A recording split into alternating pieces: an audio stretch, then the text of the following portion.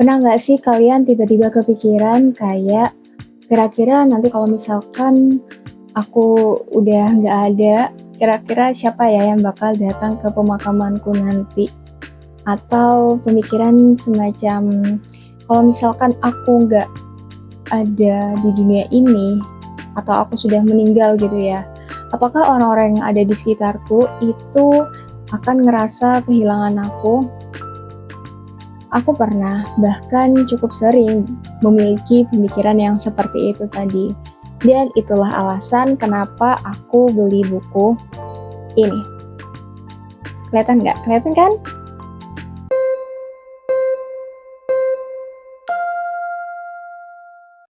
Hai, welcome back to my channel.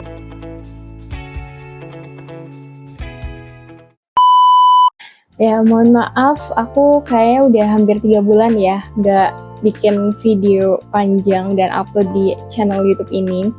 Karena aku ada kesibukan yang menyita pikiran dan fokusku di real life. Jadi aku belum bisa bikin video panjang hampir 3 bulanan ini.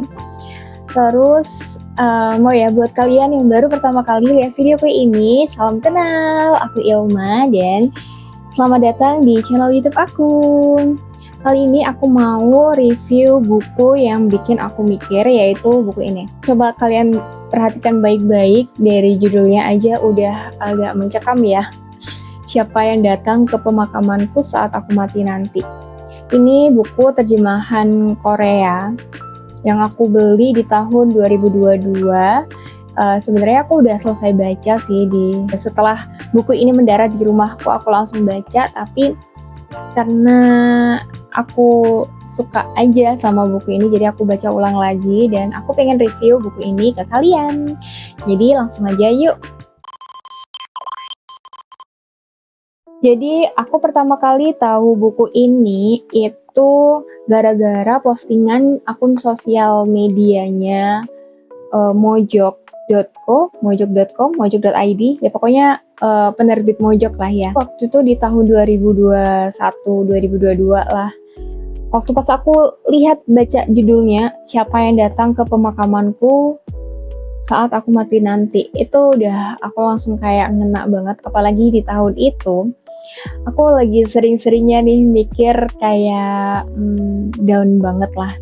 Karena kan mungkin pandemi COVID kan ya, jadi kayaknya nggak cuma aku aja sih yang punya pemikiran yang kayak gitu. Aku pikirnya tuh kalau misalkan aku meninggal, apakah orang-orang yang ada di sekitarku itu menyesali atau ngerasa sedih, ngerasa kehilangan aku nggak ya, kayak gitu loh. Dan pada saat itu aku juga ngerasa hidupku tuh lagi stagnan banget, mungkin karena pandemi COVID juga. Jadi kita kan stay at home, meskipun di 2022 itu udah mulai mereda kan ya. 2022 awal itu masih bener-bener yang work from home. Jadi aku ngerasa pada saat itu hidupku stagnan, terus mendengar banyak kabar duka yang seliweran gitu. Jadi aku kayak mikir pada saat itu ya seperti itu pemikirannya. Tapi di satu sisi aku ngerasa aku belum cukup nih untuk menghadapi afterlife-ku, dan aku belum siap, bekalku belum cukup banyak untuk kubawa ke kehidupan setelah ini gitu, ke kehidupan akhirat nanti. Ditambah lagi aku juga sering ada pemikiran, pokoknya sepanjang aku hidup, aku tuh sering merasa takut kehilangan orang. Aku suka sedih kalau ada orang yang pergi dari kehidupanku. Aku juga kadang suka menyesali gitulah ketika ada orang yang pergi ninggalin aku. Tapi apakah orang tersebut yang aku tangisi ini, apakah juga merasakan hal yang sama ketika aku pergi ninggalin dia gitu. Jadi kayak perasaannya tuh campur aduk gitu loh. Nah, itulah alasan kenapa aku memutuskan beli buku ini ketika aku lihat postingan di akun sosial media Mojok. Karena kayak ini relate banget sih sama apa yang aku rasain pada tahun-tahun itu. Oke, yang pertama tentang ulasan inti buku. Buku ini ditulis oleh Kim Sang Hyun, penulis asal Korea yang juga merupakan seorang dokter. Di buku ini bukan cuma ngebahas soal kematian aja, tapi beliau juga memaparkan tentang bagaimana cara agar kita hidup secara sadar dan bermakna. Salah satu bagian yang ngena banget di aku itu ketika beliau itu menyampaikan saat kita mati tubuh kita hanya akan menyisakan 2 liter air dan beberapa gram abu. Mungkin karena penulis ini agamanya non-Islam gitu ya. Itu kan mereka ada proses yang namanya kremasi ketika mereka meninggal gitu ya. Jadi mereka tubuh itu hanya menyisakan 2 liter air dan gram abu. Tapi apa yang kita tinggalkan di hati orang lain itu lebih abadi daripada itu semua. Jadi di sini dia mau bilang gitu loh. Kalau di Islam, di agamaku itu kita kan kalau meninggal itu ya udah jasadnya itu di kain kafanin, disolatin, terus habis itu dimakamkan gitu kan. Dari tanah kembali ke tanah. Manusia diciptakan dari tanah kembali ke tanah gitu kan. Tapi kalau di agama non muslim mungkin mereka yang melewati prosesi kremasi gitu. Jadi yang manusia asalnya diciptakan dari tanah, kemudian mereka akan kembali dalam bentuk tanah atau abu itu tadi. Tapi kan kalau udah meninggal ya udah kayak jasadnya itu kita udah nggak bisa melihat, nggak bisa menyentuh. Tapi kenangan kita atau tindakan yang pernah kita lakukan ke orang lain itu akan lebih abadi, menetap selamanya di pikiran atau ya di kenangan orang-orang lain yang ada di sekitar kita itu tadi. Itu tuh kayak ngena banget gitu sih di aku. Selain itu ada juga satu bagian yang menurutku jarang banget dibahas sama orang lain, yaitu soal keheningan. Si penulis buku ini dia bilang bahwa keheningan itu suatu pantulan eksistensi kita. Maksudnya terkadang bukan dari suara kita yang membekas di pikiran orang lain, tapi kehadiran kita dalam diam di saat momen-momen terburuk mereka. Dan dari situ aku jadi mikir, kira-kira selama ini aku hidup itu lebih sering jadi pendengar atau pembicara ya. Karena kalau kita jadi pembicara berarti kan kita jadi tokoh utamanya nih, kita yang sering dan kita jadi sering mendapatkan banyak perhatian gitu kan. Tapi kalau kita sebagai pendengar itu kita kita duduk diam aja di sebelah orang yang kita sayangi, dan ketika orang itu sedang not in a good mood gitu kan ya, kan nggak mungkin kita melakukan sebuah interaksi gitu karena kan dia lagi nggak mood nih. Ya udah kita duduk aja diam, nungguin dia, nemenin dia. Itu adalah sebuah hal yang berharga buat orang lain ternyata, karena dengan kehadiran kita, bukan suara kita ya, tapi kehadiran kita aja itu tuh sudah sangat bermakna bagi beberapa orang tertentu. Dan di situ juga aku mikir, apakah hidupku itu sudah cukup mindful atau aku selama ini masih sekedar sibuk mengejar validasi orang lain aja. Dan setelah aku baca buku ini, beberapa pertanyaan yang muncul di pikiranku tuh kayak, apakah aku selama ini sudah cukup bermanfaat untuk orang yang ada di sekitar, atau aku selama ini masih hidup untuk menghidupi diriku sendiri. Ya beda sih sama egois.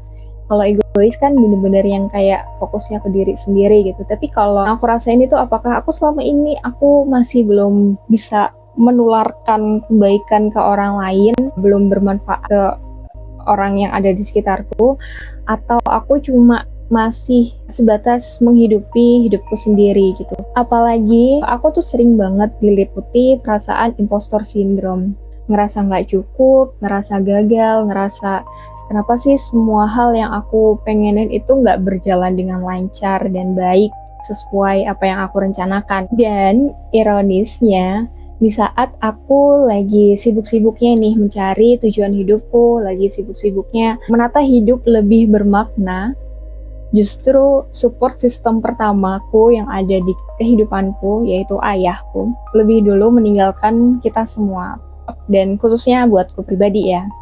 di tahun 2024 lalu. Jadi ya pas tahun 2024 itu aku benar-benar lagi sibuk-sibuknya nih menata tujuan hidupku ke depannya itu kayak gimana. Sebenarnya aku tuh pengen jadi manusia yang seperti apa sih. Pokoknya aku tuh pengen mendefinisikan aku tuh sebagai seorang apa. Ya di saat aku sibuk-sibuknya merancang kehidupanku seperti itu, ternyata di pertengahan tahun 2024 lalu, ternyata Allah lebih tepatnya lebih pengen menguji hidupku gitu. Salah satu support terbesar di hidupku yaitu ayahku malah gitu. Tapi di saat duka itu aku benar-benar melihat kayak sebuah takjub banget gitu loh. Kita emang sedang bersedih, kita emang sedang berduka, tapi Allah kayak langsung menunjukkan sesuatu gitu loh ke aku, langsung kayak kasih tahu, ngingetin ke aku gitu. Jadi rumah kami yang kecil ini itu tiba-tiba dipenuhi oleh tamu ayah yang pada saat itu ingin melayat dan ingin menyaksikan pemakaman ayah. Entah dari teman, kolega, mahasiswa, karena kan kebetulan ayahku tuh seorang dosen salah satu universitas perguruan swasta. Jadi semuanya, dan ayah itu juga cukup aktif ya di beberapa organisasi profesi dan juga organisasi, ya pokoknya aktif banget lah. Dan mereka semua meskipun pada saat itu dalam posisi lagi di luar kota karena mungkin meninggalnya mendadak kan. Jadi begitu mereka dapat kabar itu mereka langsung berangkat ke rumah kami, mendatangi ke rumah kami, dan itu benar-benar menyaksikan prosesi pemakaman ayah kami. Dari situ itu kan 2024 dan aku baca buku ini itu di tahun 2022. Bisa kebayang nggak? Aku tuh langsung keinget gitu loh. Wah, ini bener-bener kayak buku yang pernah aku baca. Siapa yang datang ke pemakamanku saat aku mati nanti. Dari situ aku langsung menyaksikan secara live, ternyata hidupnya ayahku itu sudah cukup bermanfaat bagi orang-orang yang ada di sekitarnya. Kenapa aku bisa menyimpulkan sudah bermanfaat? Karena aku bisa menyaksikan sendiri gitu loh. Orang-orang yang kenal sama ayahku, baik itu hanya satu kali berbicara, satu kali bertemu, itu tuh mereka semua langsung berbondong-bondong gitu loh, datang ke rumah, terus ingin menyaksikan pemakamannya ayah. Benar-benar kayak, wah Masya Allah banget lah di hari itu. Ya kita sedih, kita juga sedang berduka, tapi ada perasaan lega dan sedikit bangga karena ternyata aku punya ayah yang super duper Masya Allah banget.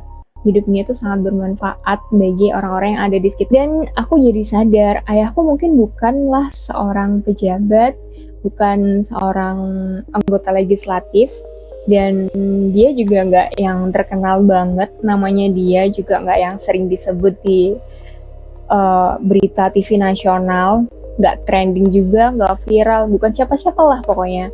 Tapi ternyata dia bisa menghidupi hidupnya dengan bermanfaat ke orang-orang yang ada di sekitarnya. Makanya orang-orang yang ada di sekitarnya ketika ayahku nggak ada, itu langsung orang-orang itu langsung kaget, terus ingin menyaksikan terakhir kalinya gitu loh di saat proses pemakaman. Dan momen itulah juga yang jadi turning point aku untuk ngebangun channel YouTube ini. Ya sesimpel pemikiran kayak aku juga pengen hidupku lebih bermanfaat deh kayak ayah. Istilahnya aku punya contoh saksi hidup yang nyata gitu loh dalam kehidupanku. Ya masa aku nggak bisa kayak ayahku sih. Aku juga pengen dong hidupku lebih bermanfaat lagi setelah ini. Ya, aku tahu sih, meskipun aku masih belum bisa jadi seseorang, dan aku belum tahu definisi ilmu itu sebagai seorang apa, dan belum begitu jelas tujuan hidupku, dan aku juga masih banyak impian-impianku yang harus aku capai, tapi aku tetap mau berbagi melalui konten channel YouTubeku ini. Karena siapa tahu melalui konten-kontenku ini justru sebagai perantara buat kalian yang juga sedang berjuang. Mungkin kedepannya akan ada yang berhasil lolos beasiswa di luar negeri, seperti beasiswa GKS, karena nemu satu kalimat kecil dari nonton video-videoku di channel YouTube ini. Atau mungkin juga ada dari kalian yang jadi lebih semangat kuliah, jadi lebih semangat kerja, jadi lebih semangat untuk menebar kebaikan ke orang-orang yang ada di sekitar kalian. Atau mungkin biar kalian ngerasa nggak sendirian untuk menjalani hidup yang lebih bermanfaat. Dan juga kata dari Kim Sang-hyun dari buku ini, hidup itu seperti mengukir nama di atas pasir. Hanya orang yang sering berjalan di pantai hati orang lain yang namanya akan tertinggal.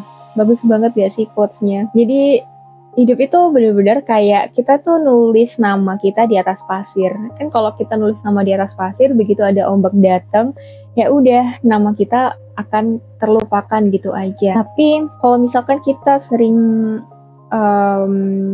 jalan di pantai hati orang, atau kita sering bermanfaat gitu buat orang lain, itu yang akan membekas di orang-orang di sekitar kita.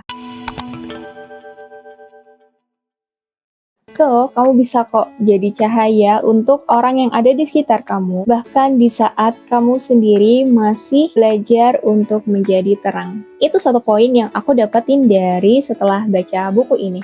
Oke, aku rasa cukup segitu dulu review singkat buku Siapa yang datang ke pemakamanku saat aku mati nanti dari Kim Sang-hyun. Kalau kamu suka videoku yang seperti ini, boleh banget klik like, share, dan komen. Oh ya, dan jangan lupa subscribe ya.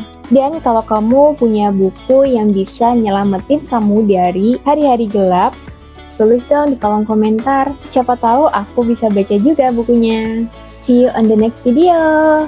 Bye!